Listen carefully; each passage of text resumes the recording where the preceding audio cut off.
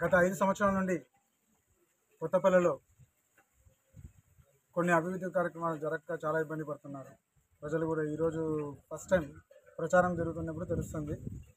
So రేపు రాబోయేది కూడా వైఎస్ఆర్సీపీ ప్రభుత్వం కాబట్టి కొత్తపల్లిని అభివృద్ధి చేసుకోవాలని ప్రజలు అందరిలో ఉంది ఆ ఆకాంక్ష. సో అది నెరవేరడానికి ఈసారి ఖచ్చితంగా అందరూ కొత్తపల్లి ప్రజలందరూ కూడా వైఎస్ఆర్సీపీకి ఓటేసి మెజార్టీ ఇస్తారని చెప్పి నమ్మకంతో ఉన్నాం.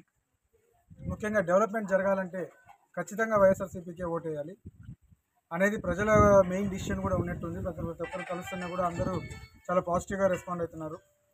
ఈసారి మాత్రం ఖచ్చితంగా కొత్తపల్లిలో వైఎస్ఆర్సీపీ జెండా ఎగరేస్తారు.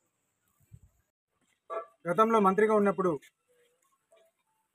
ఈ రోడ్లు ఎంత దారుణంగా ఉన్నాయంటే ఈరోజు దొన్నిపల్లి నుండి వచ్చే రోడ్డు కానీ, కంపపల్లి నుండి వచ్చే రోడ్డు కానీ, అదేవిధంగా ఎర్రగుంట్ల నుండి వచ్చే రోడ్డు కానీ ఎటువంటి అభివృద్ధి కార్యక్రమం కూడా అఖిలప్రియ చేసింది లేదు.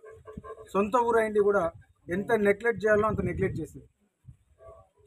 ఈరోజు సిగ్గు లేకుండా ఏ మొహం పెట్టుకొని వచ్చి ఓటు అడుగుతుందో ప్రజలు నాకు అర్థం కావట్లేదు.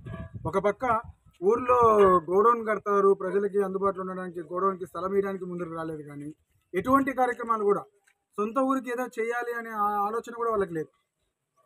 మీరు చూడాలి, కంపమల్ల రోడ్లు కానీ ఇవన్నీ కూడా చాలా వరకు వెనుకబడినాయి. ఆమె చేసింది అయితే ఒక శూన్యమే. ఈరోజు ప్రతి ఒక్క రోడ్డు ఈరోజు ఈ ఊరికి వచ్చిందంటే కేవలం వైఎస్ఆర్సీపీ ప్రభుత్వం వల్లనే. లేకపోతే ఒక్క రోడ్డు కూడా వేసిన దాఖలాలు లేవు ఆమె టైంలో. రేపు ప్రజలు కూడా ఒకటి ఆలోచించాలి. ఊరు బాగుపడాలంటే ఖచ్చితంగా ఫ్యాన్ గుర్తుకు ఓటేసి మళ్ళీ మనం జగనన్నను ముఖ్యమంత్రి చేసుకుంటే కానీ ప్రతి గ్రామం బాగుపడే పరిస్థితి వస్తుంది.